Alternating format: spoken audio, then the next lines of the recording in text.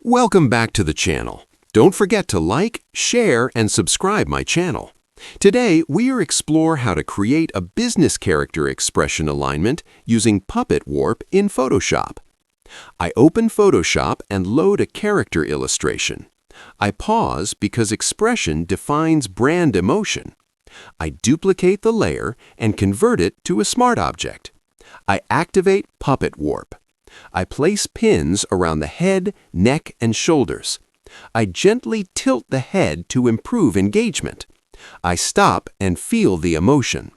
Business branding should feel welcoming.